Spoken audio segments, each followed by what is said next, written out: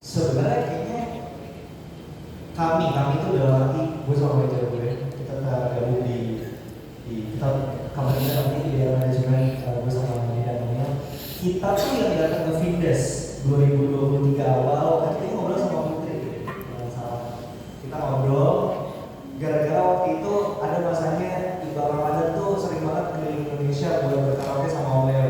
Ya, terus akhirnya jadi mulai masuk isme dan SKS Omeo itu tentang kasih kehidupan, mulai sering main sama Findes, sampai akhirnya ngobrol sama Putri, salah satu produser di Findes. Ini sesuatu yuk, gue sama Bu juga panggilnya ngobrol. Udah dari situ aja sebenarnya, dan terus history gitu ya, sampai hari ini punya menjadi eksklusif di TikTok tuh semuanya udah berjalan dengan natural aja. Cuma entah kenapa saat itu memang Iqbal Ramadan as a brand itu, kalau gue melihatnya dan membayanginnya memang tidak pernah punya ketertarikan atau keinginan untuk bisa bekerja sama dengan media yang lain. Emang cuma Findes gitu, mungkin karena gue ngerasa kayak tadi ya, Findes itu pionir, Findes itu pop, Findes itu idealis, Findes itu juga penggerak.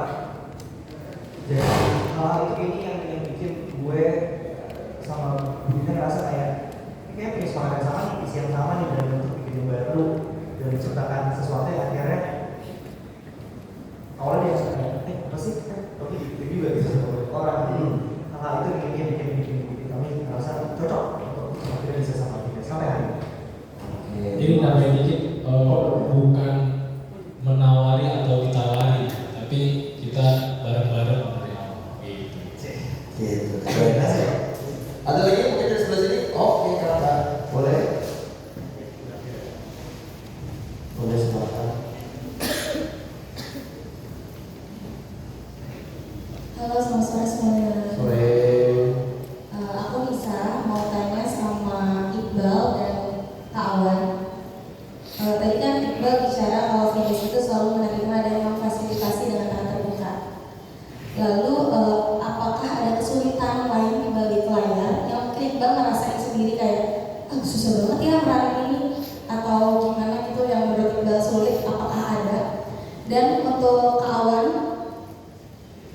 apa alasannya? Karena kan di sini bervakansi sama Iqbal itu satu akun ya di TikTok. Apa sih alasannya disatuin? Karena kan memang kalau kita lihat dari audiensnya itu kan berbeda ya, dari segi umur berbeda gitu, terus dari segi kontennya juga berbeda. Apa sih alasannya? Dan dari Iqbal dan kawan, apakah ada kekhawatiran di awal saat pindah platform? Karena kan pindah ya dari yang sebelah ke TikTok. Apakah ada kekhawatiran itu? Terima kasih. Terima kasih. Boleh langsung dijawab bersama? Apa Iqbal dulu? Boleh. Terima kasih pertanyaan. Ini kalau gue pribadi kesulitan yang paling besar adalah yang tadi gue sebutin ya, program seperti program Iqbal ini itu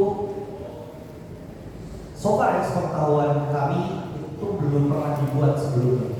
Series yang breaking the fourth wall, tapi juga agak semi vlog, tapi ada setnya di sana, ada skripnya juga, tapi dimainkan oleh orang yang bukan aktor kayak Ismo gitu, maksudnya memang radio beneran, sampai menciptakan radionya juga sehingga memunculkan persepsi bahwa radio ini beneran ada yang namanya Antasia FM.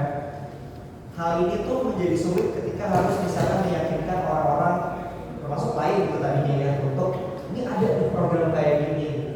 Karena kita nggak bisa ngasih contoh, kita nggak bisa ngasih kayak ini kurang lebih kayak gini nih ya, nggak ada soalnya ini. Tapi itu salah satu alasan yang bikin gue tuh respect dan belajar banyak dari Findes. Findes itu trendsetter, banyaknya itu follower. Trendsetter pasti biasanya dalam tanda kutip kesepian, harus selalu sendiri, dan mungkin dipandang sebelah mata karena nggak pernah ada yang buat seperti itu kan sebelumnya.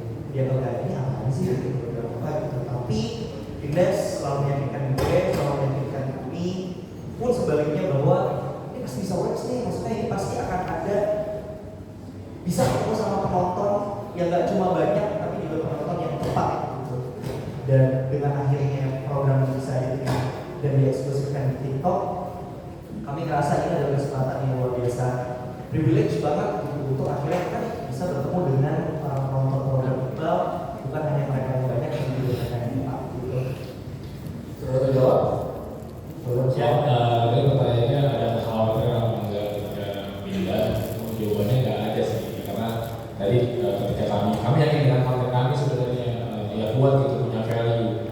banyak konten di luar sana yang nggak punya value gitu. Harusnya punya value, bervakansi punya value gitu.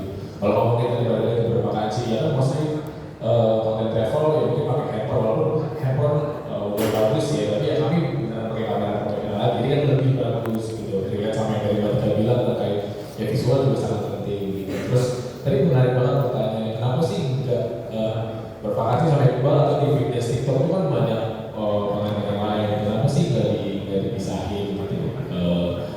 Kami pernah ada di momen kayaknya dipisahin deh gitu, tapi kami pengen tahu dulu nih, kami pengen mempelajari dulu audiens kami itu sukanya apa gitu. Makanya di 2024 ya kami pelodongin dulu gitu.